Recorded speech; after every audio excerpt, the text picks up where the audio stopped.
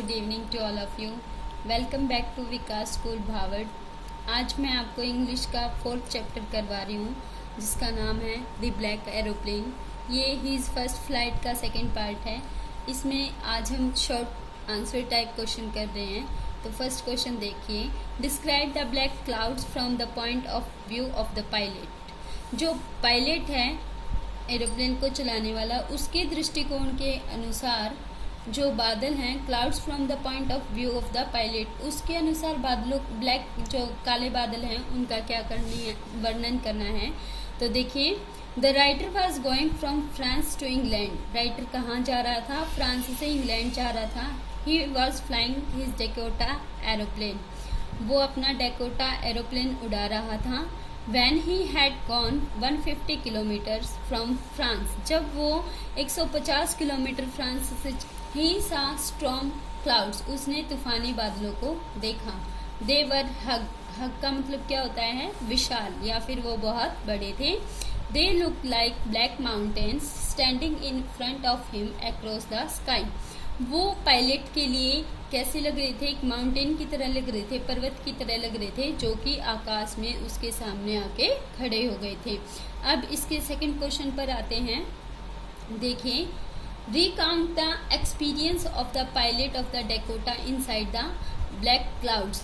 जो उसका एक्सपीरियंस था डेकोटा एरोप्लेन, जो जिस एरोप्लेन को पायलट चला रहा था उसका क्या नाम था? डेकोटा। उसके अंदर जो उसके अनुभव थे पायलट के, उसका वर्णन करना है कि कैसे लग रहे थे वो डेकोटा के अंदर से। The pilot found that everything was black inside the clouds. Pilot ने पाया कि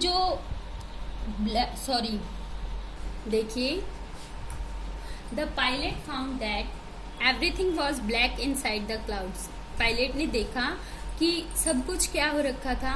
ब्लैक था बादलों के अंदर। It was impossible to see anything outside the aeroplane. असंभव था। इम्पॉसिबल का मतलब क्या होता है? असंभव। कि बाहर जो एरोप्लेन के बाहर था ना, उसमें मतलब बाहर का कुछ भी देखना असंभव था। The old aeroplane rolled and jump in the air. जो पायलट का एरोप्लेन था वो कैसा था? ओल्ड था, पुराना था। वो उसमें रोल्ड का मतलब क्या होता है? लुढ़कना। एंड जंप कर रहा था, मतलब उछल रहा था हवा के अंदर।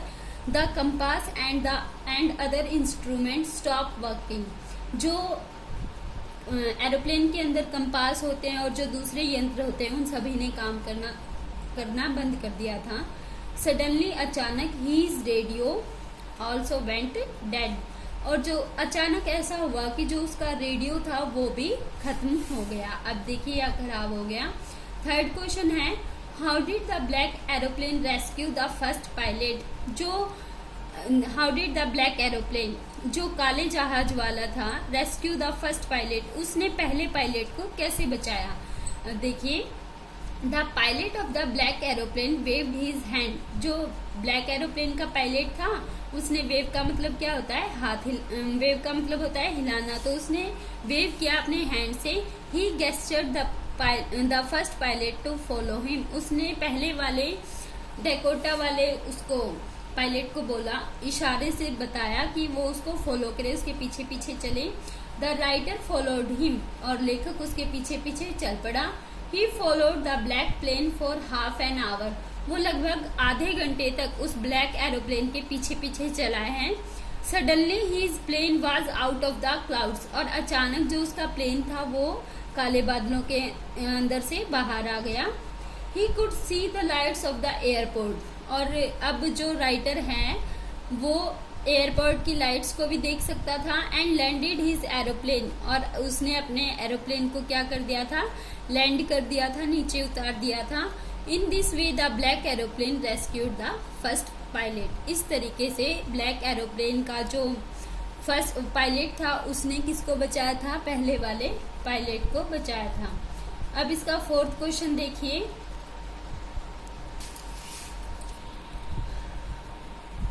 हमारा 4th क्वेश्चन है, was the pilot of the Dakota able to meet the pilot of the black aeroplane. कि जो डेकोटा एरोप्लेन का पायलट था क्या उसको ब्लैक एरोप्लेन के पायलट से उसकी मुलाकात हुई? तो इसका आंसर है no, he was not able to meet the pilot of the black aeroplane. जो राइटर है उसको कभी भी ब्लैक एरोप्लेन का पायलट नहीं मिला। When he was going to land his plane, जैसे ही वो अपने प्लेन को लैंड करने जा रहा था, he looked behind him, उसने उसको पीछे देखा था, but the black plane was not there, लेकिन वहाँ पर कोई भी ब्लैक प्लेन नहीं था। The sky was empty, जो बादल थे या आसमान था बिल्कुल खाली था।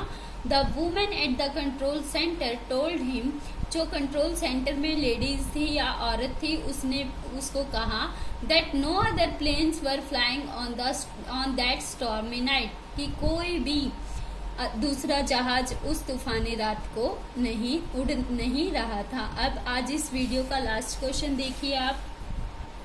Describe the black clouds from the point of view of the pilot. जो काले बादल हैं उनका लेखक के हिसाब से या पायलट के हिसाब से वर्णन करना है। तो देखिए, the writer was going from France to England, ये बात पहले भी आ गई थी कि जो लेखक वो फ्रांस से कहाँ जा रहा था, इंग्लैंड जा रहा था। He was flying his Dakota aeroplane, और वो अपने डेकोटा नाम के एरोप्लेन को उड़ा रहा था।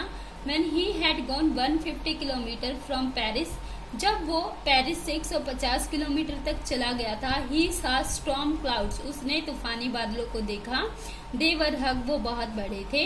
They look like black mountains, और वो काले पर्वतों की तरह दिखाई दे रहे थे। Standing in front of him across the sky, जो कि बादलों में या आसमान में लेखक के सामने एक पर्वत की तरह खड़े थे। तो प्यारे बच्चों, ये आज की वीडियो के क्वेश्चंस 5 क्वेश्चंस हैं। आई होप आपको समझ में भी आ गए होंगे। अगर फिर भी आपके कोई डाउट्स हैं तो आप स्कूल के नंबर पे कंसल्ट कीजिए, ताकि आपकी हर प्रॉब्लम का सॉल्यूशन मिले। और आपको ये क्वेश्चन लिखने भी हैं और याद भी करने हैं। Thank you.